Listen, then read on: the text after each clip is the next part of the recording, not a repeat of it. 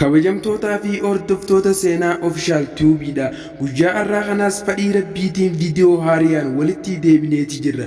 Viidiyoon teenya tan guyyaa har'aatis mucaa umriin isaa amata 25 mana hoteelaa keessa yeroo hunda dalaga. Yeroo mana hoteelaa dalagu kana keessatti yeroo nyaata namaa kennuus tahee yeroo nyaata namni irraa nyaate nama duraa fuudhuus tahee subhanallah jechuudhaan dabarsa.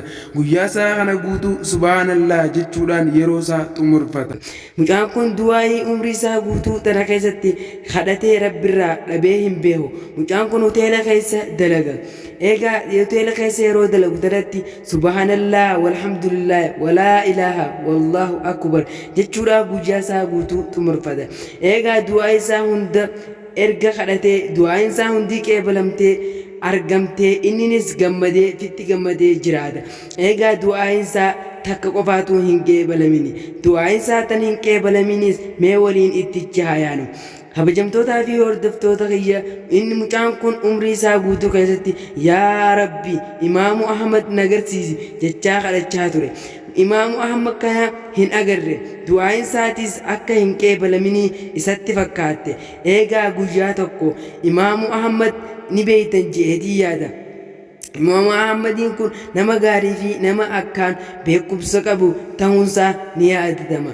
Eegaa Imaamu Ahmadiin kun masgida keessa osuma ta'aa jiru guyyaa tokko nama masgida keessa jiruun walitti aaruudhaan ka'ee masgida keessaa sokke. Erga masgida keessaa sokkee ishaa'ii booda ka'ee deemuu jalqabe. Eegaa osuma deemaa jiru halkan kana keessa mana ifaan irraa ifu kana laalaa tokko if duratti arge. Eegaa mana san dhaquun qabaa je'ee mana san osuma deemaa jiru mana san dhaqe. Osuma mana san dhaqee seenee manni kunis mana nyaataa ta'uu hubate. Eegaa mana nyaataa erga hubate booda inninis Imaamu Ahmadiin kun kursiirra gad taa'ee nyaata ajajfate. Eegaa mucaan hoteela keessa dalagu kunis yeroo nyaata Imaamu Ahmadii fiduu kana subhanallah jechuudhaan fidaaf. Yeroo duraa fuudhus akkasumatti subhanallah jechuudhaan fuudha. Yeroo gamana deemee gamasii as deebi'u subhanallah jechuudhaan mucaan kun hoteela san keessa hojjeta. Eegaa Imaamu Ahmadiin kun mucaa kana laalee hedduu ajaa'ibsifatee mucaa kana ofitti as waame. Yaa mucaa je'eeti gaafate. Akkana jedheen Imaamu Ahmadiis yaa mucaa subhanallah jettee saanaa na duraa fuudhaa. Yeroo saanaa naa kennitus akkasumatti subhanallah yeroo nyaata naa kennituu fi yeroo na duraa fuutu jetta. Ergasiis nama ol seene hunda yeroo tasgabbeessitu subhanallah jechuudhaan mana kana keessatti guyyaa kee xumurfatta. Kun maaliif tahee maalitti harkatte yaa mucaa jehee Imaamu Ahmad mucaa kana gaafate. Mucaanis akkana jedhee Imaamu Ahmadiif deebise. Ani baree hanqaan ammaa nagahu kana keessatti guyyaa kiyya guutuu subhanallahiin xumura. Wanni inni si tanatti harkadhees du'aa'ii rabbi kadhadhee takkaa irraa dhabee hin beeku.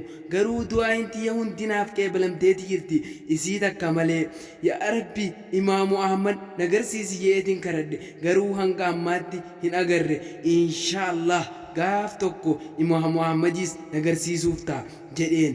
Sanii Imaamu Ahmadis mucaa kana ajaa'ibee yaa mucaa Imaamu Ahmad silaa Rabbiin si garsiise akkam taata jedheen. Yaa mucaanis akkana jedheen yaa gurbaa heenatti hin qoosin kaana qoosaa jirta jedheen. Imaamu Ahmadis akkana jedheen amantus amanuu baattus du'aa'iin tee guututti siif qeebalamteeti jirti.